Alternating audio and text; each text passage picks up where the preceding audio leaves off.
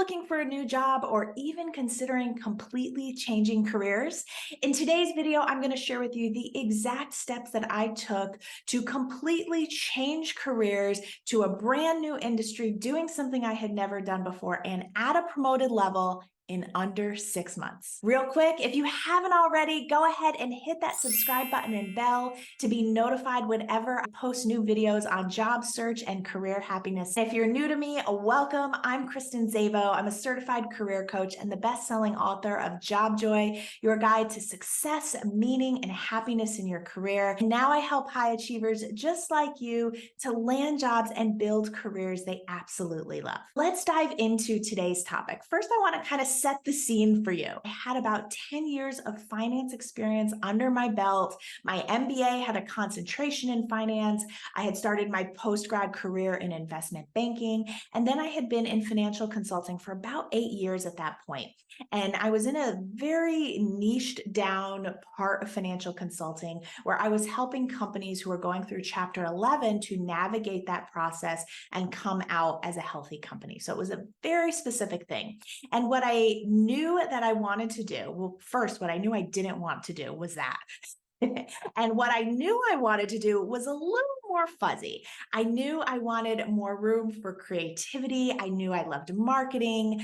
The part that I did love about my consulting work was the strategy. So I wanted that to be incorporated. So here I was in this career with this solid experience. I wanted to do really a complete 180. And I wasn't exactly clear on what that was.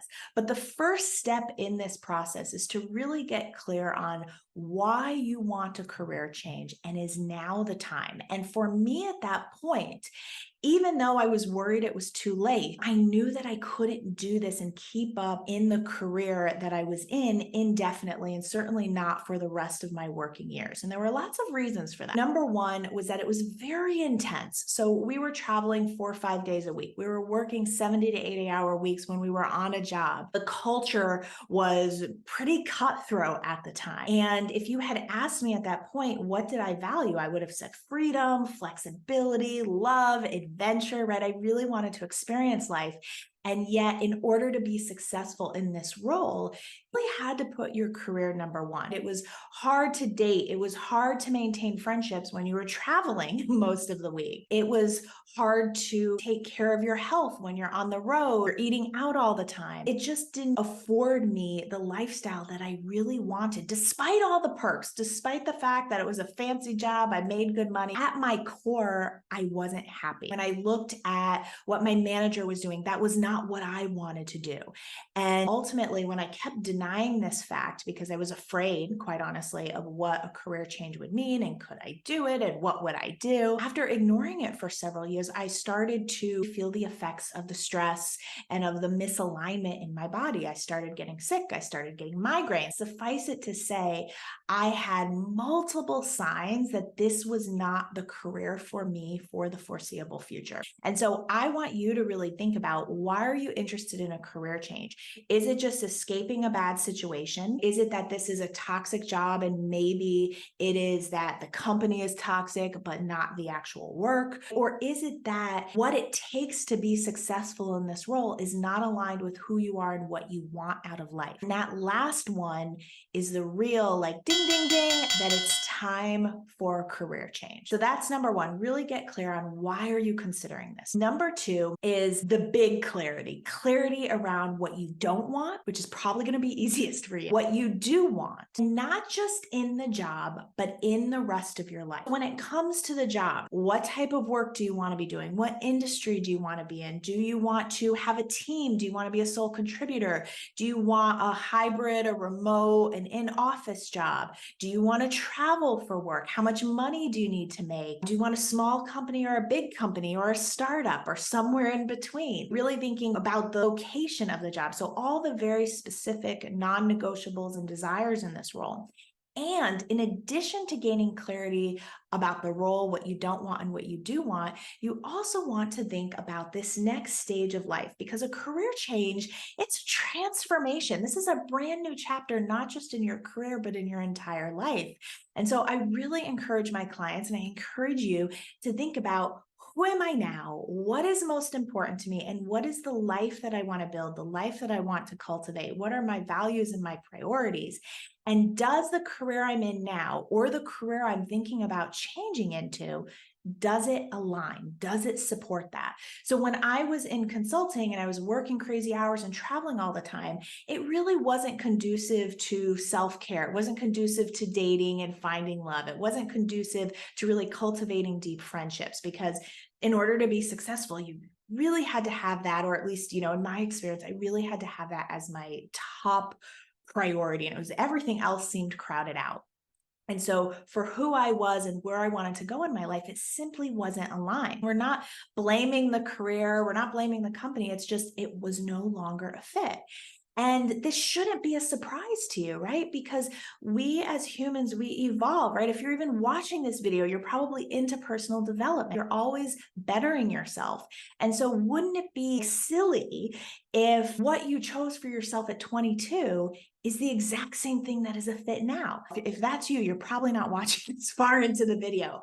But for the people that is, lucky for them, right? But for those of us who continue to evolve and change, and our career doesn't evolve and change with us, that's really when we need to seriously consider making a big change. So number one, why am I making this change? Number two, clarity on what I don't want, what I do want, and how this fits into the rest of my life. From that point, you are going to build what I call a campaign. You're really going to approach your job search like a marketing campaign, and you are selling yourself for that role you want, which is why it's so important to start from a place of clarity. In this case, if I were going for another finance role versus going for what I did do, which was a marketing and strategy role, those would be two different marketing campaigns. And so what's included in your marketing campaign? Your LinkedIn profile, your resume, your networking strategy, how you talk about yourself, something I call your career story, how you connect the dots in a way to show that even without your traditional experience, you're a perfect fit for the role. You want to start posting about things in your industry that are related to the role,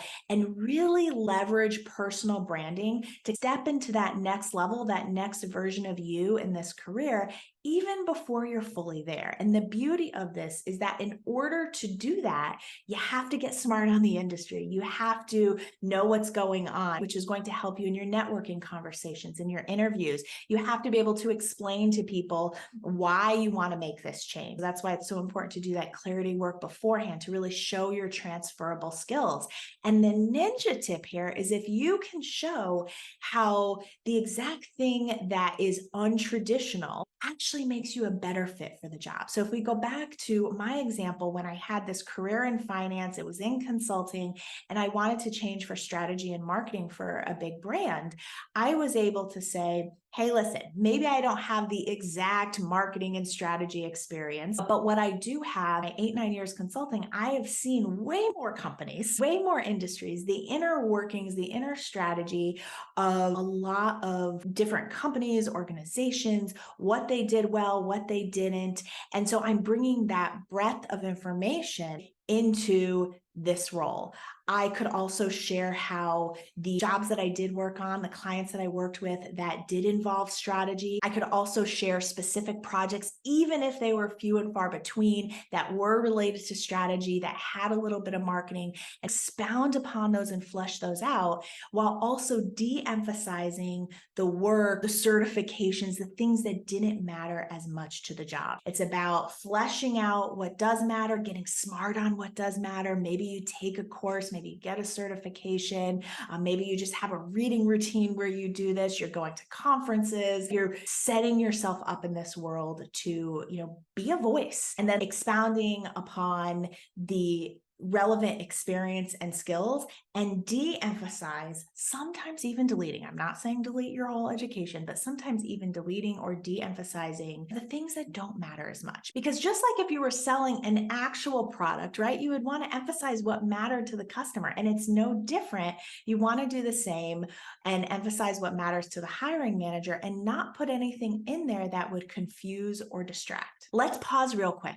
How is this landing so far? What questions do you have? Do you like the idea of leveraging your personal brand to help you make the career change? Let me know in the comments. And step 4 is to get out there and network. You know that phrase, always be closing? I say always be connecting. And this is true whether you're in a full-time job search or career change or not. In this case, right, you can have the clarity, you can have the beautiful campaign, you could be really clear on the value you add, but if you're not in front of the right people, you're not going to get that far. This is why it's really important to have intentional and strategic networking with potential hiring managers, with people who have the job now, with people who have had the job. And there's so many reasons to do this. Of course, we know that most jobs are found through a person, so networking is going to allow you to build relationships. But in addition to that, it's going to allow you to practice your story, to get real-time feedback in a lower risk situation because it's not an interview yet, to be able to ask people what's important, what skills do I really need to show, to do your due diligence and understand the inside of a company before you actually go ahead through the interview process. Many times we put a company on a pedestal, and then when we get in there, we realize it wouldn't actually be a fit and we actually don't want to work there. So you're doing your research, you're building relationships, you're getting feedback, you're practicing sharing your story so that by the time you're in the interview, you have practiced this so much, it rolls off your tongue easily. You can answer the tell me about yourself question with confidence and ease. P.S. I have a video on that specific question that I'll link below. You can show up to the interview confident, well-practiced, and letting your true self shine. And so in my case, I started networking with people in the retail and the CPG space. I was talking to people who were directors and heads of strategy and marketing. I did this on LinkedIn. I would go to conferences. I would go to affinity groups. I was going to marketing association events, combining the online and the in-person networking to get smart on the industry, to practice my story, to do my due diligence, and to build the relationships that would ultimately lead to the job. And it was actually at the National Retail Federation conference in New York City that I went to, where I sat down next to someone. I kid you not, I said to him, the networking here is terrible.